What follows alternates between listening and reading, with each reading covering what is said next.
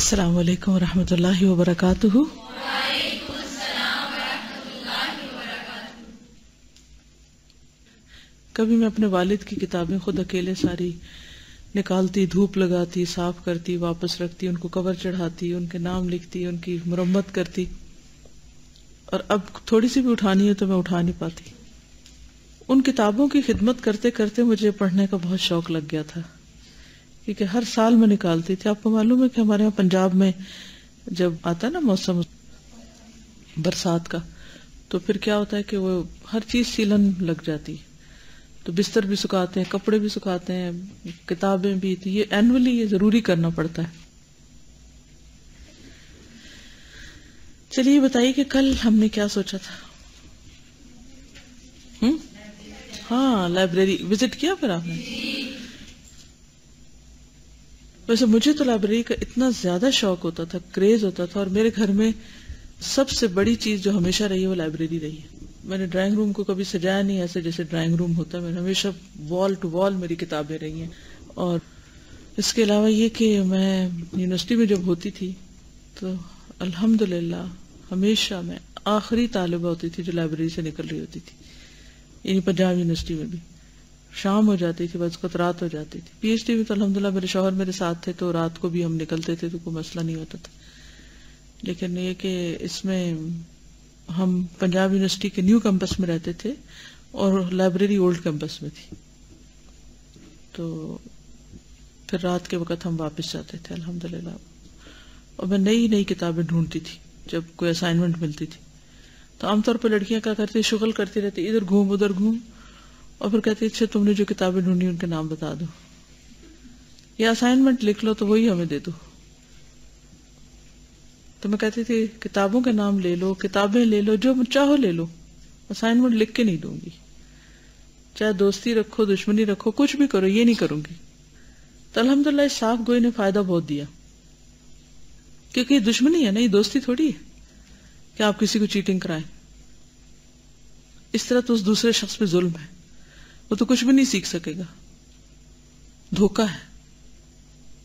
چلیے تھوڑا سا پڑھ لیتے ہیں پھر انشاءاللہ۔ تو کل کے لیے پھر ہوم ورک یہ کر لیں، جو آپ نے 5 کتابیں لکھی ہیں ان میں سے کوئی ایک کتاب لے کے اس میں سے 5 باتیں ڈھونڈنی ہیں۔ بسم اللہ الرحمن الرحیم۔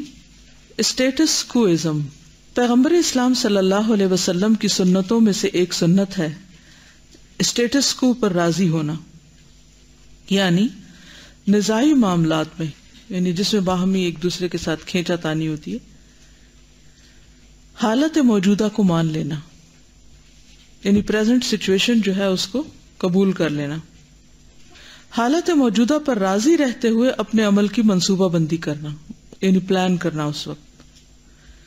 نزاعی معاملات میں اکثر ایسا ہوتا ہے کہ معاملہ ایک خاص مقام پر آ کر ٹھہر جاتا ہے، بلاک ہو جاتا ہے۔ مثلا 2 لوگوں میں جھگڑا ہے نا، اس کو بھی سمجھا رہے اس کو بھی سمجھا رہے، اس کو بھی سمجھا رہے اس کو بھی سمجھا رہے، نہ یہ سمجھتا نہ وہ سمجھتا ہے، تو کیا لگتا ہے جیسے اب ٹھہر گئی یہ بات، اس سے آگے نہیں جاتے۔ کبھی ہوا ایسے؟ کبھی دیکھا؟ ابھی آپ کہتے ہیں ہمارا تجربہ ہی نہیں، ہم نے کیا دیکھا؟ نزاعی ہوتا ہے اختلافی، جھگڑا۔ نزاع کا لفظی معنی ہوتا ہے نا کھینچنا، تو نزاع ہوتا ہے کھینچا تانی، جھگڑا کرنا، ایک اپنی طرف بات کھینچ رہا دوسرا اپنی طرف، ایک اپنا حق بتا رہا دوسرا اپنا۔ نزع کا عالم ہوتا ہے، اس میں بھی فرشتے جان کھینچتے ہیں نا، تو انسانی جسم کیا ہے، وہ اپنی طرف کھینچتا ہے، وہ باہر کھینچتا ہے۔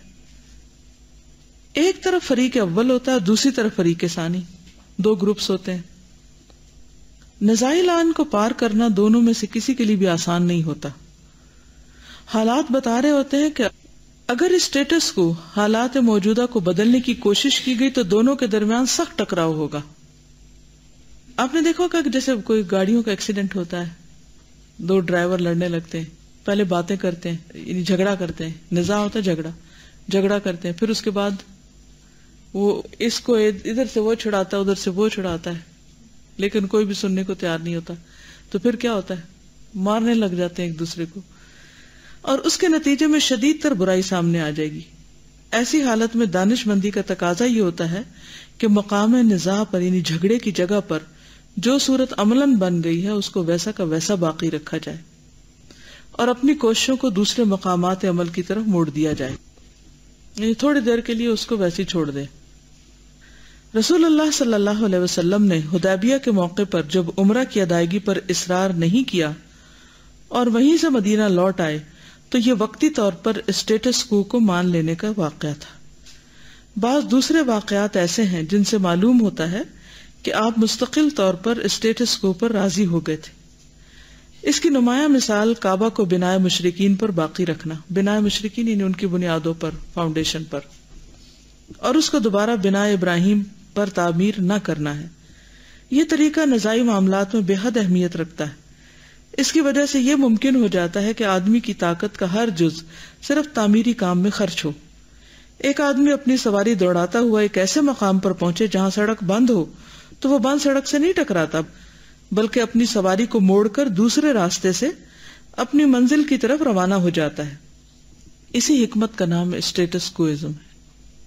حالت موجودہ کو مانتے ہی آدمی کو فوراً اپنے عمل کا آغاز مل جاتا ہے کہ اب کیا کروں، اور اپنے عمل کے لیے صحیح نقطہ آغاز کو پا لینے کا ہی دوسرا نام کامیابی ہے، یعنی دوسرا رستہ ڈھونڈ لینے کا نام سکسیس ہے، اور سکسیس سب سے بیسٹ ریونج ہے۔ کیسے؟ کامیابی کیسے بہترین انتقام ہے؟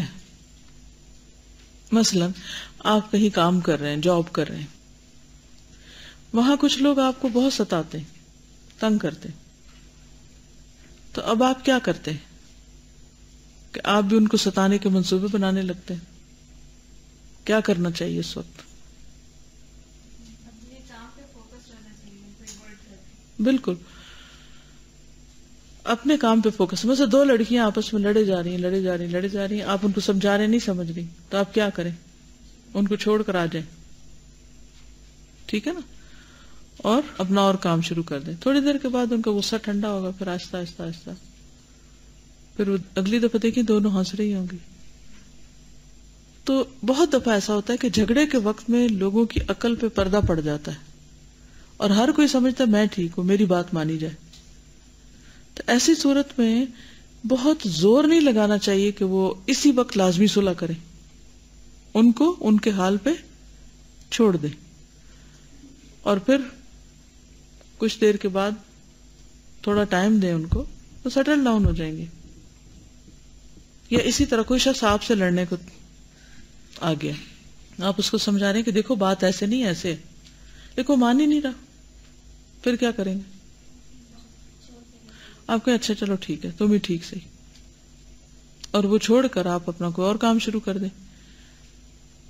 اور جس چیز پہ وہ آپ کے اوپر بات کر رہا ہے یا کچھ، اس کو غلط ثابت کرنے کے لیے صرف یہی نہیں ہوتا کہ آپ زبان سے اس کو آرگیومنٹ کر کے غلط ثابت کریں، آپ کوئی اور ایسا کام کریں کہ وہ مان جائے کہ ہاں واقعی یہ شخص اس قابل ہے، میں نے اس کو غلط سمجھا۔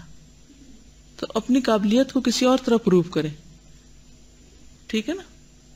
جھگڑوں میں وقت نہ ضائع کریں، بحث مباحثے اور جھگڑے سے بہت وقت ضائع ہوتے ہیں، اس سے بچنا چاہیے، اور خاص طور پر اس وقت جب ایک شخص غیر معقول طریقے پر اپنی بات منوانے پر تلا ہوا اور اسی کو صحیح کہہ رہا ہو، اچھا ٹھیک ہے تم ہی صحیح ہو، اب میری جان چھوڑو۔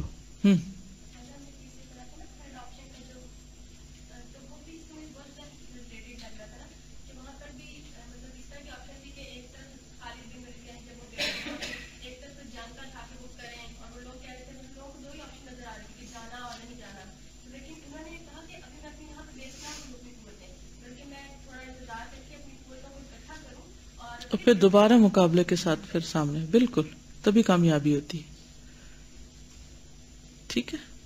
چلیے، ایسا کیا ہوتا ہے کہ ہم کو کوئی بھی پرابلم ہو نا، تو کلاس میں یا کوئی بھی ہماری کلاس ہو نا ادھر، تو پورا سولوشن آ جاتا ہے سامنے، الحمدللہ۔ اس لیے کہ آپ اس وقت بے حد قربانی کے ساتھ بیٹھے ہوتے ہیں، اپنی نیند قربان کر کے، اور دن کے آخری حصے میں تھکے ہوئے۔ تو ایک حقیقت ہے، اور علم کا فائدہ یہی ہوتا ہے، انسان جو سیکھتا جاتا ہے نا تو اللہ تعالیٰ اس کو بہت رستے دکھاتا ہے۔ وَالَّذِينَ جَاهَدُوا فِينَا لَنَهْدِيَنَّهُمْ سُبُلَنَا، وَإِنَّ اللَّهَ لَمَعَ الْمُحْسِنِينَ، اللہ محسنین کے ساتھ ہوتا ہے، اس کی مدد ساتھ ہوتی ہے اس کی. چلیے ٹھیک ہے، اوکے. سبحانک اللہم وبحمدک نشہد ان لا الہ الا انت نستغفرک ونتوب الیک. السلام علیکم ورحمۃ اللہ وبرکاتہ.